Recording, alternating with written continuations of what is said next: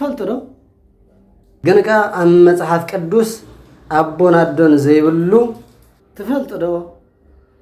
تفلترو أري كوك أم كرس مكة تباهيلو كم انتاي قال نسيتي مرعى كم زي قبعة تفلترو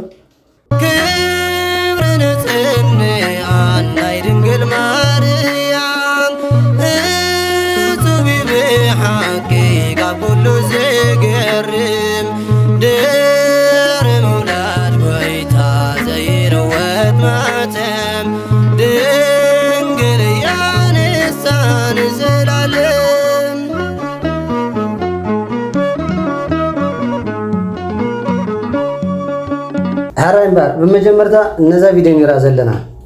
كلاتنا اتم سبسكرايب زغورنا سبسكرايب غيرناينا شير كومنت لايك مبال نجمرا بفلاي دما لايك لنا نجمرو لايك نودغلنا نابوزا حسابات بعلو سلا بصحالكا لايك لنا نجمرا اتم سبسكرايب زي غورنا دما سبسكرايب ناغورنا شير كومنت لايك ناغورنا حفشاو دما كله كندي المحجي تتاوعنا زنبركم سابورتهم اي فلينا سسناي بسم الله وولد ومنفس قدوس أحد أملاك آمين بمجمرتا نتي ببهاريو مزغون زخونه እግዚአብሔር አምላክና ክብርን ምስጋናን አምልኮን ዳሰነሱን ይሁን ንሱቅ ምስጋና ንሳ ዘይተረፍ ስለና ስለዓጠነት ማለት አዴና ቅድስት ድንግል ማርያም ክብርን ምስጋናን ይጽሐያ ከሉን ቅዱሳን እግዚአብሔር አምላክ ብዘኽበሮም ብዘቀደሶም ክብርን ምስጋናን ይጽሐዮም حراين بال بمجمرتا أمل ዓለም ዘለኹም ደቂ ተዋህዶ ህዝበ ክርስቲያን ኮምርማ ናይዚ መንፈሳዊቲ ወንጭ ፍራዊት ተከታተልት ዝኾንኩም ሰላም ክንዛሕና ወልኩም ማዕድርማ ብፍልይ ዝበለ መደብ ናጽ ያለኹ እስከ ናብታ መደብ በሓደ ነኺድ ትፈልጥዶ እንታይ ይኾንስ ትፈልጥዶ حراين بار بمجمرتا أقدمه يوريتا ክብል ይደልን እሱ ድማ ብዘይ ነጸላ መጽ ዘለኹ ብሰኒ يوريታ ብዙሆነ ምክንያት ነጸላ ይገብርኩና ለኹም ተኾነ ግን ዛርማ ናይቲ ወይ ድማ ዛርማ ናይዛ መንፈሳዊቲ ወንጭ ፍራዊት ዛ ወንጭ ፍራዊት ለላርማ ንሳገረ እንመጽ ያለሁ ነጸላ በዘይን ጓራይ አቀዲሜ ንሁሉ ተገብሩ ላይ መተባዕ ንሁሉ ተገብሩ ላይ አናጽሪቶ እና መስገንጉ በሰነ ወሬታ መጀመርታ ያሐተት حراين بار ናብታ መደብ ንኸይድስ ተፈልጥሮ حراين بار ዛ ተፈልጥሮ ትብል ቃል ከመያን ተራ ተባይሉ ኣብ መጽሐፍ ቅዱስ ዘለው ቃላት ይختክሳ መጽሐፍ ቅዱስ ዘለው ኮይኖም አዚዮም በተግባራቶም ፍልያት ዝኾኑ ቃላት ምስተቀሰሙን ነቶም ቃላትን እንዳተዛረብኩ ከተቀሰልኩም ማለት حراي تفلترو سب كنسو جنكا أم مصحف قدوس أبون أدون زيبلو تبهايلو زتتصوع سب تفلترو اتسب نسو ملك صدق كم زكونه عبراويان معرف شوعت قصري سلسته تفلترو دياقوناويت تبهال اغلغاليت قالن سيتي ابي دكرسيانا كم زلا تفلترو ننوس كريستيان أب تمكت جزية ميرون كم تقبل كم رما نسجان دمن زهون وين نسرناين كم تدالو غير تفلترو سرحنا إذا جاب كنوي تبال سويتي زي سرح مالتي تفلترو قدس باولوس عبدسيت مالتا مسقورورو حو خلنا خس قبل انجات النارارين قالو كابت انجات مصيته منايدو كم استتمطمخ تفلترو ግብረ ሐዋርያት ምዕራፍ 28 ቁጥር 3 ተፈልጥሮ በናይ ቤተ ክርስቲያን ትምህርቲ ካብ 3 ዓመት ንላዓል ዘዕድሚያ ጓልን ሰይቲ መርዓ ከም ዘይግባእ ተፈልጥሮ ፍትሐ ነገሥት አንቀጽ 24 ቁጥር 864 ቀዳማይ ጢሞቴዎስ ምዕራፍ 5 ቁጥር 10 تفلترو نزوم قدام عيدلن زبلو منافقان عفو متان كساس كريستوس أملاخنا أبي قدام كرنتوس كيدو 4 معلتن 4 عليتن صيمو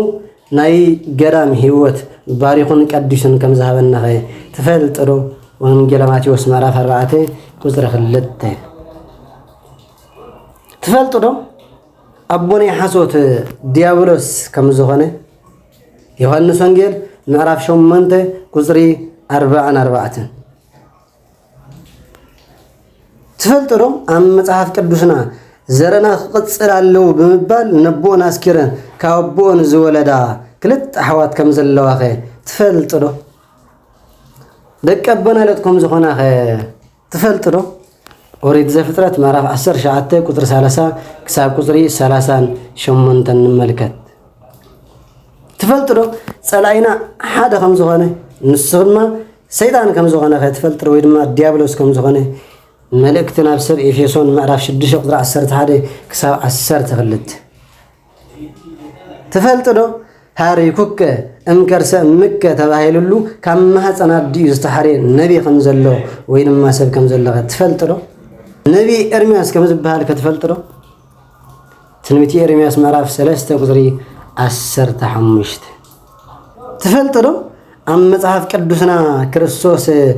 መርዓ ከም ዝባረኸ እዚ ድማ ነቶም ኣብ ካልኣይ ክፍለ ዘመን ተንሲኦም ዝነበሩ መናፍቃን ወይ ድማ ግኖስቲካውያን ኣፎም ንምትሓዝ ከም ዝኾነ ምክንያቱ ንሳቶም መርዓ ርኩስ እዩ መርዓ ኣየድልን እዩ መብስቦ ርኩስ እዩ ስለ ዝብሉ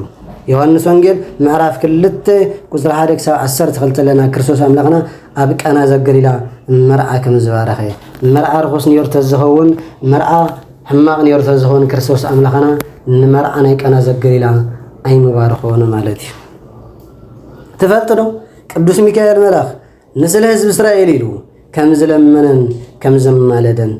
እዚ ማለት ድማ እስራኤላውያን ብመቕጻዕቲ ን70 ዓመት ናብ ባቢሎን ምስ ወረዱ ቅዱስ ሚካኤል መልአኽ ከም ዝለመነ ትፈልጡ ዶ ትንቢተ ዘካርያስ ምዕራፍ 1 ቁጥሪ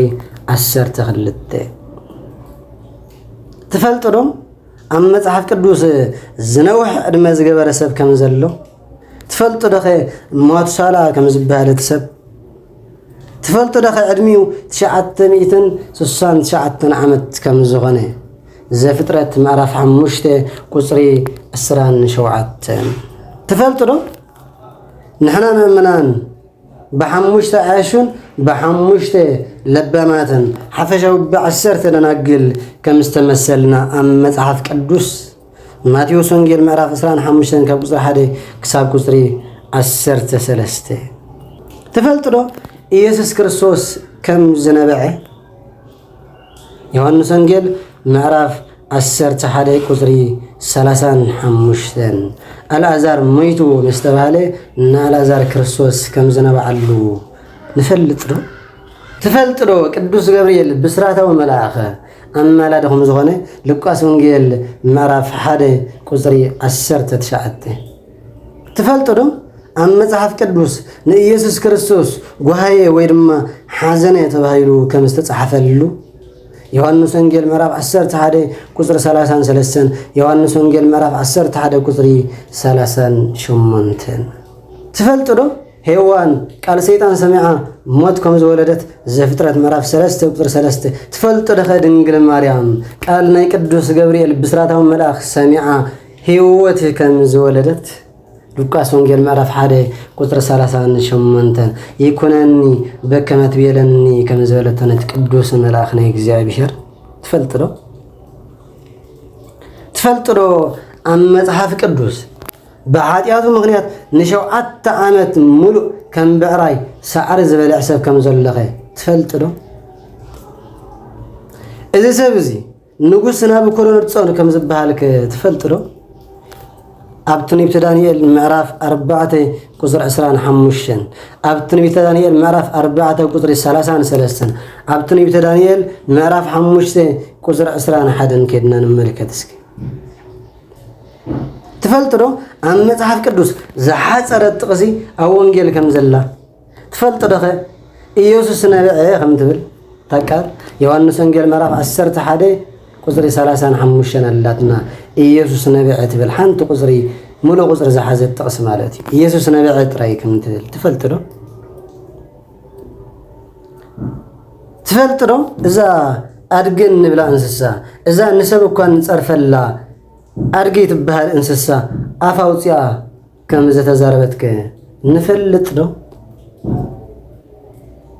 ኣበይ ንዝብል ሕቶ እንተዳሃሊ ድማ ኣብ መጽሓፍ ቅዱስ ማለት እዩ ኦሪት ዘኍልቍ ምዕራፍ 22 ቁጥሪ 28 ኣድጊ በለዓም ኣፍ ኣውፂኣ ንበለዓም ከም ዝተዛረበቶ ንፈልጥን ንምልከትን ማለት እዩ ሕራይ እምበር ሎማዓልቲ ኣብዚ ከኣኽለናይ እዞም ቃላት እዚኣቶም ኣብ መጽሓፍ ቅዱስ ካብ ዘለዉ ቃላት ኮይኖም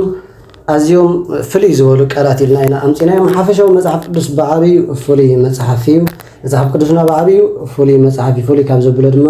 ሓቂ ይዛረብ መጻየትን ሓላፊያትን ስለ ዝዛረብ መጽሐፍ ቅዱስ ሓቂ እዩ ንሕና ደቂ ሰባትና ድማ መስትያትና ስለ ዝኾነ መጽሐፍ ቅዱስ ሓቀኛን መጽሐፍ ቅዱስ ፍሉይን እዩ ቅዱሳን ኣቦታት ድማ መንፈስ ቅዱስ ተመሪሖም ስለ ዝፀሓፉ መጽሐፍ ቅዱስ ኩሉ እንታይ ፍሉይን ንጹርን ሓቀኛን እንተኾነ ግን ነዞም ቃላት እዚኣቶም ኣንጽያልና ኣብ ዝቕፅል ዘሎ ድማ ከምዚኦም ዓይነት ቃላት ሒዝና ክንመጽ ኢና ክሳብ ዝመጽእ ዘሎ ሰናይ ምክታል ይገበረልና